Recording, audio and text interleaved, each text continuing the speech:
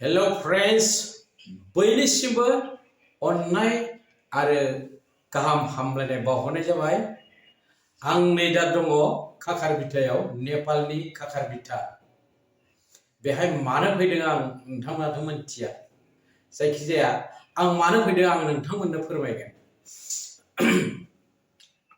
माने आंनि बिसिया मेगन थाइसे एसे गाज्रि जादों, बेखौ नायनो फैदों आङो। आरो बे गाज्रि जानाया नोंथांनि बिसियाबो जानो हागौ, नोंथांनि फिसाजोआबो जानो हागौ, नोंथांनि फिसालायाबो जानो हागौ, नङा होमबा? तो मेगन गाज्रि जायोब्ला खम खरसायाव जुदि नोंथाङा मेगननि बेरामखौ फाहामनो गोसोब्ला only one on नेपाल। बिनि अनगायै गुबुन जायगा नोंथाङा भारतबर्षआव नागिरबाबो मोननाय नङा। हमनानै ला नोंथाङा नोंथांनि बिसिया एबा नोंथाङा मेगन गाज्रि जादों, गुवाहाटीयाव नायब्लाय जायखौ नायनायाव नोंथाङा 40,000 थांगोन। बे सेम बेरामखौ नोंथाङा नेपालाव नायोबा 5,000 जागोन।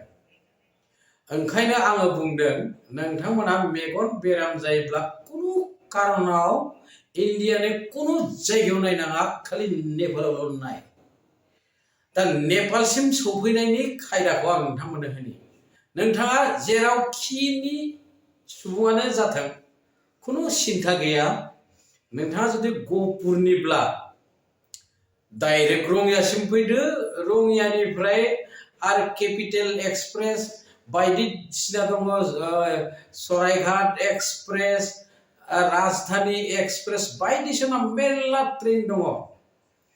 नोंथाङा जुदि अदालगुरिनिबा जेरैखि जाया नोंथाङा रङियाव मोनफैदो, बैखिनि ट्रेननि गेजेराव अबेबा गंसेखौ हमदो। नोंथाङा जुदि बाक्सानिब्ला नोंथाङा बरपेटा रडआव फैदो, बरपेटा रडआव आं बुंनाय बै ट्रेन खिनिखौ गाखोदो। आरो नोंथाङा जुदि गुवाहाटीनिब्ला कामाख्यायाव गाखोदो केपिटेल एक्सप्रेस। फुंनि 5टानिफ्राय जागायनानै मोनाबिलिनि समसिम माने मेरला ट्रेन दं। आरो बे ट्रेना जेब्ला सिलिगुरि जंसनाव सफैगोन अब्ला नोंथाङा बेयाव ओंखारदो। सिलिगुरि जंसनाव ओंखारनानै स्टेशननिफ्राय लेफ्ट साइडथिंजाय बेहाय फिसा फिसा गारि थायो, वागानार, इन्डिका, ओरैहाय माने एल्ट' बिदिबो थायो आरो सुम' थायो। एल्ट'फोर लायोबाथ' नोंथाङा हारसिं भारा होना लाबोनांबाय, बेखौ दा खालामसै। आरो नोंथाङा सुम'फोर थायो, सियाराव फैयो 120, 130, 150 ओरै जायो। ओमफ्राय एसे दावखोनानै मेइन रडआव मर' होननाय जायगा दं, बेहाय माने पानि टेंकि होननायसिम फैनाय बास मोनो। नोंथाङा जि गारियानो गाखोथों पानि टेंकियाव ओंखारनांगोन। बे बासआ पानि टेंकिसिम फैनाय बे बासआव खालि सासेयाव 50 थाखाल' बेसिम। बेनिफ्राय नोंथाङा जि गारिजों गाखोदो पानि टेंकियाव ओंखारदो। ओंखारनानै नोंथांखौ नेबाय थाखागोन बेटारि गारिनि पाइलटफ्रा। आसामनिबो दं मेरला, बिथांमोनहा नोंथांखौ नेबाय थागोन। मेगन नायनोल' होनदो, बिथांमोना गारियाव दैखांबाय, दैखांनानै बै मा होनो इन्डिया गेटखौ बारहोगोन आरोखि।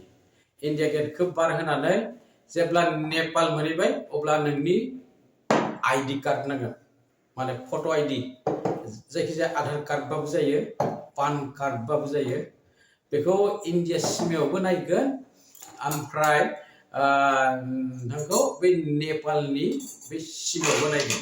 खालि नोंथाङा इन्डियानिफ्राय मा मा बेसाद लादों बेखौ देखायनांगोन आरोखि। केमेरा माबाफोर लादो नामा, हेन्डेल लादो नामा, केबल मेगन नायनायनि थाखाय एसे माने निमाहा दं आरोखि। आरो बेयाव फैनानै नेपाल सिमा मोनबाय, बे बेटारि गारिया नोंथाङा खाखार बिथायालागै लाबोगोन। दा खाखार बिथायाव फैनानै नोंथाङा माबायदि हटेलाव थानो, दामि हटेल, फिसा हटेल, 400 माने 400निफ्राय आराम्भ खालामनानै 4,000सिम बे खाखार बिथायाव मेरला हटेल दङ। फ्रुइट्स मोनो बाजार दङ मेरला बिनि खाथि खाला गंथामसो मेगन नायग्रा हस्पिटाल दङ प्राइभेटबो दङ ओमफ्राय सरकारिबो दङ नोंहा जेराव गोसो बेयाव नायनो हागोन बेहाय नायदो आं दहायनो बुंखाबाय नोंथांनि मेगन नायनाया जुदि आसामाव 40,000 थांगोनबा बेहाय 5,000 जागोन थ' बिदिब्ला आंनि साबस्क्राइबार लोगोसे आंहा मोजां मोनग्रा नोंथांमोनखौ आं बुंलाय खावलायदों मेगन बेराम जादोंब्ला थोंजों नेपालाव फै आरो नायफै अब्ला नोंथांनि बहुद खम खरसाव